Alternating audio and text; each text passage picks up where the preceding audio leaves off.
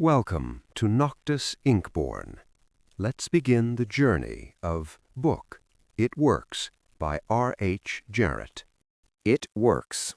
A concise, definite, resultful plan with rules, explanations, and suggestions for bettering your conditions in life. If you know what you want, you can have it. What is the real secret of obtaining desirable possessions?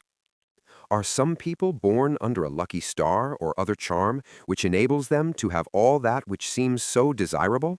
And if not, what is the cause of the difference in conditions under which men live? Many years ago, feeling that there must be a logical answer to this question, I decided to find out, if possible, what it was. I found the answer to my own satisfaction, and for years have given the information to others who have used it successfully. From a scientific, psychological, or theological viewpoint, some of the following statements may be interpreted as incorrect, but nevertheless, the plan has brought the results desired to those who have followed the simping instructions, and it is my sincere belief that I am now presenting it in a way which will bring happiness and possessions to many more. If wishes were horses, beggars would ride, is the attitude taken by the average man and woman in regard to possessions. They are not aware of a power so near that it is overlooked, so simple in operation that it is difficult to conceive, and so sure in results that it is not made use of consciously or recognized as the cause of failure or success. "Gee, I wish that were mine," is the outburst of Jimmy, the office boy, as a new and red roadster goes by, and Florence, the telephone operator, expresses the same thought regarding a ring in the jeweler's window, while poor old Jones, the bookkeeper, during the Sunday stroll, replies to his wife, "Yes, dear, it would be nice to have a home like that, but it is out of the question. We will have to continue to rent." Landom, the salesman, protests that he does all the work, gets the short end of the money, and will someday quit his job and find a real one. And President Bondum, in his private sanctorum, voices a bitter tirade against the annual attack of hay fever. At home, it is much the same. Last evening, father declared that daughter Mabel was headed straight for disaster, and today, mother's allowance problem and other trying affairs fade into insignificance as she exclaims, "This is the last straw. Robert's schoolteacher wants to see me this afternoon. His reports are terrible, I know, but I'm late for bridge now. She'll have to wait until tomorrow." So goes the endless stream of expressions like these from millions of people in all classes who give no thought to what they really want and who are getting all they are entitled to or expect. If you are one of these millions of thoughtless talkers or wishers and would like a decided change from your present condition, you can have it. But first of all, you must know what you want, and this is no easy task. When you can train your objective mind, the mind you use every day, to decide definitely upon the things or conditions you desire, you will have taken your first big step in accomplishing or securing what you know you want. To get what you want is no more mysterious or uncertain than the radio waves all around you. Tune in correctly and you get a perfect result. But to do this, it is, of course, necessary to know something of your equipment and have a plan of operation. You have within you a mighty power, anxious and willing to serve you, a power capable of giving you that which you earnestly desire. This power is described by Thomas J. Hudson, Ph.D., LL.D., author of The Law of Psychic Phenomena, as your subjective mind. Other learned writers use different names and terms, but all agree that it is omnipotent. Therefore, I call this power Emmanuel, God in us. Regardless of the name of this great power or the conscious admission of a God, the power is capable and willing to carry to a complete and perfect conclusion every earnest desire of your objective mind, but you must be really earnest about what you want. Occasional wishing or half-hearted wanting does not form a perfect connection or communication with your omnipotent power. You must be in earnest, sincerely and truthfully desiring certain conditions or things, mental, physical, or spiritual.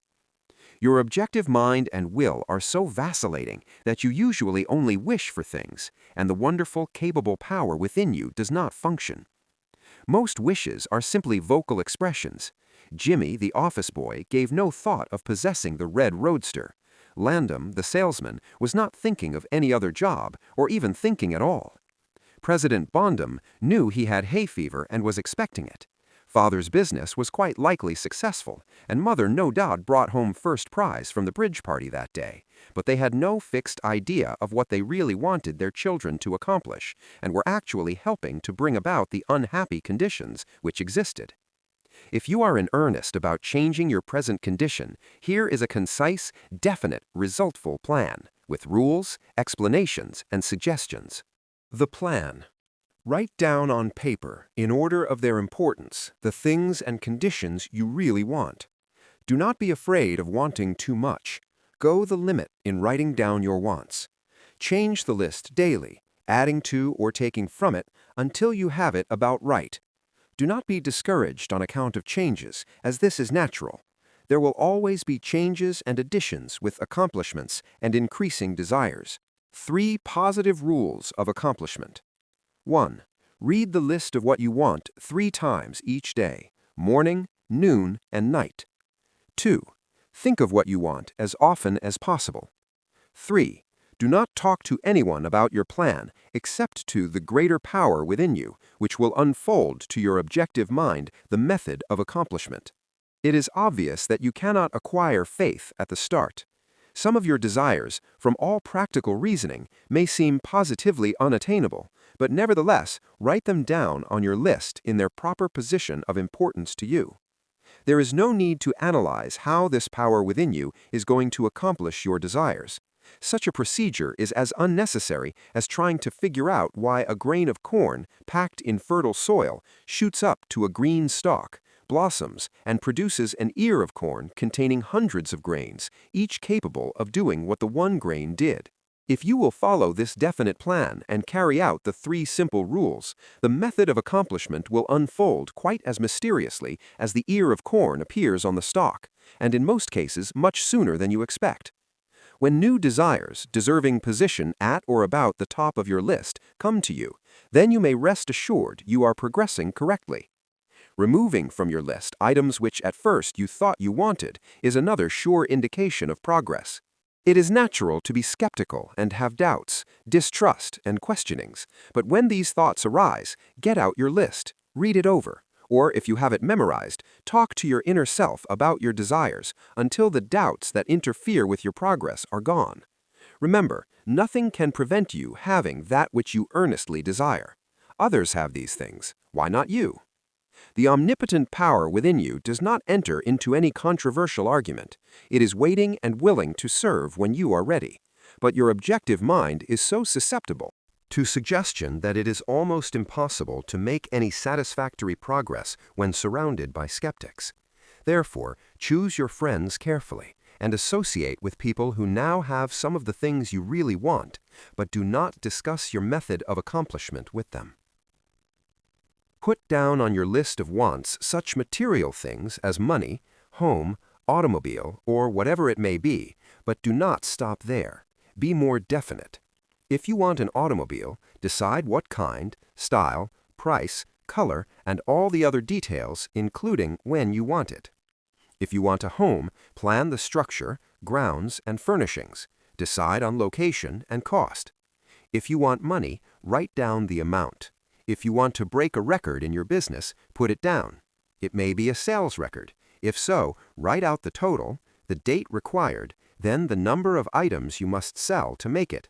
Also list your prospects and put after each name the sum expected. This may seem very foolish at first, but you can never realize your desires if you do not know positively and in detail what you want and when you want it. If you cannot decide this, you are not in earnest. You must be definite, and when you are, results will be surprising and almost unbelievable. A natural and ancient enemy will no doubt appear when you get your first taste of accomplishment. This enemy is discredit, in form of such thoughts as, "It can't be possible, it just happened to be, what a remarkable coincidence." When such thoughts occur, give thanks and assert credit to your omnipotent power for the accomplishment. By doing this, you gain assurance and more accomplishment, and in time, prove to yourself that there is a law which actually works at all times when you are in tune with it. Sincere and earnest thanks cannot be given without gratitude, and it is impossible to be thankful and grateful without being happy.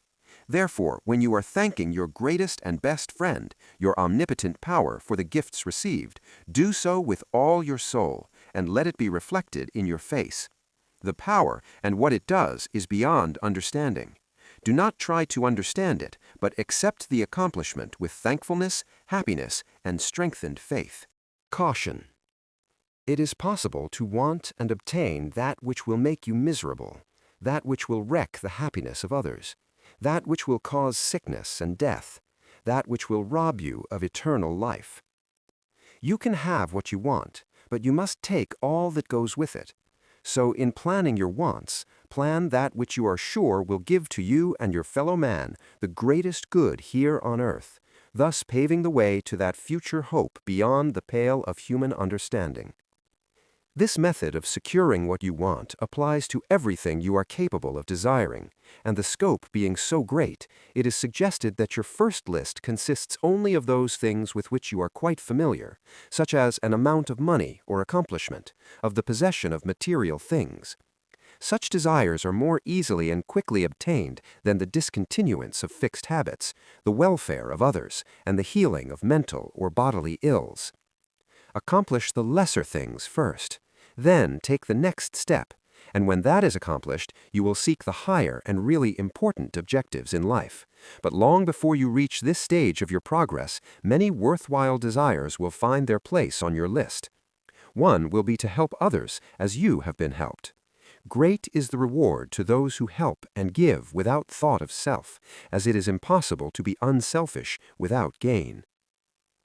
In conclusion, a short while ago, Dr. Emile Coué came to this country and showed thousands of people how to help themselves. Thousands of others spoofed at the idea, refused his assistance, and are today where they were before his visit.